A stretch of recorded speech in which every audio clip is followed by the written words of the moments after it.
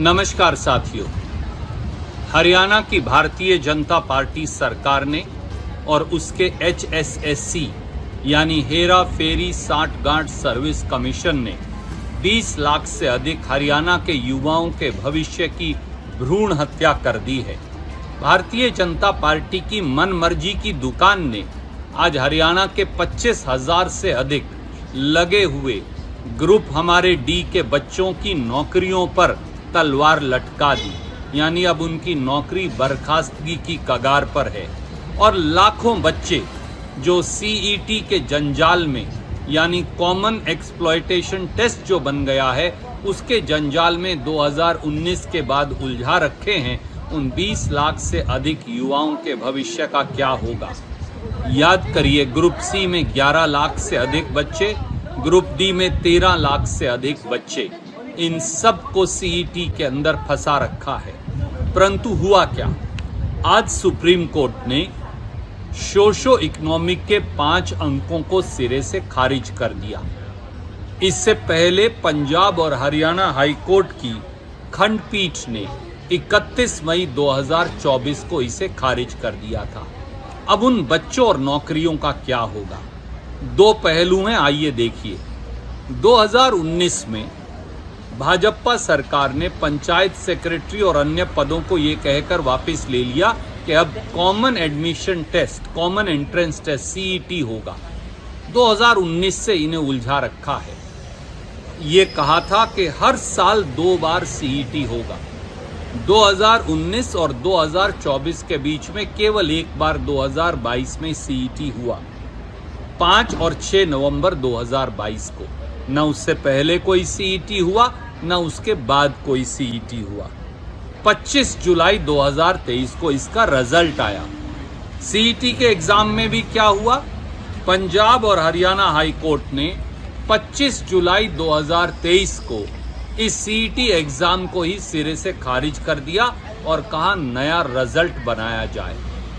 और उसके बाद 31 मई 2024 को पंजाब और हरियाणा हाई कोर्ट की खंडपीठ ने सोशो इकोनॉमिक मार्क्स को भी खारिज कर दिया।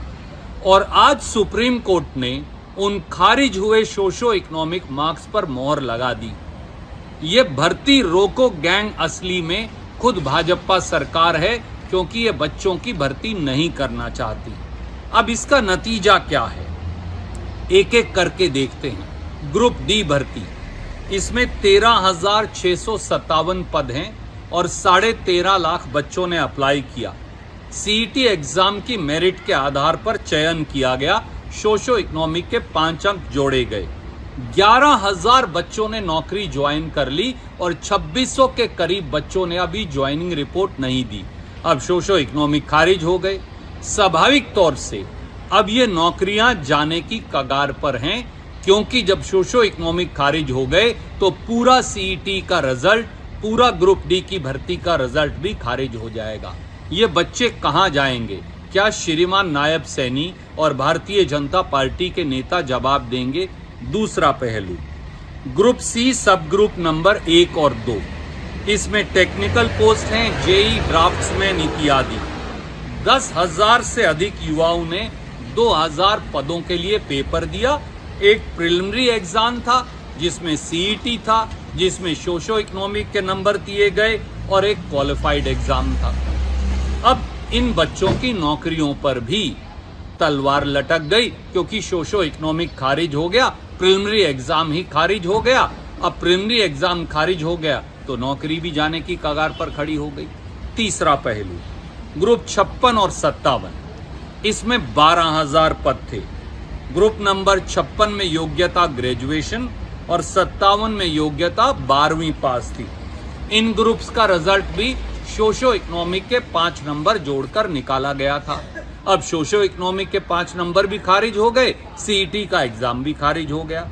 स्वाभाविक तौर से इन लाखों बच्चों की परीक्षा भी रद्द। ये बच्चे कहां जाएंगे।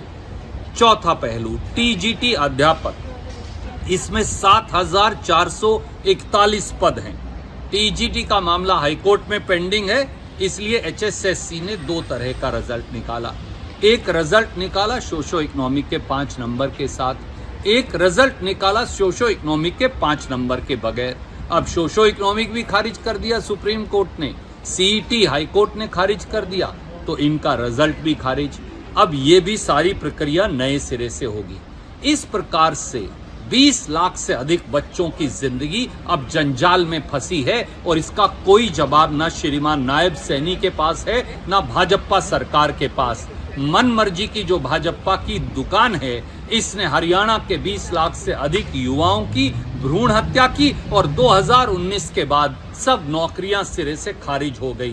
क्या इसका जवाब देंगे? इसका जवाब एक ही है, HSSC हेरा फेरी 60 सर्विस कमीशन को खारिज किया जाए और हरियाणा के मुख्यमंत्री का जो एक नाजायज सरकार चला रहे हैं श्रीमान नायब सैनी जी, अब बच्चों के भविष्य की भ्रूण हत्या करने के लिए जिम्मेवारी लीजिए और इस्तीफा दीजिए। यही एक रास्ता है।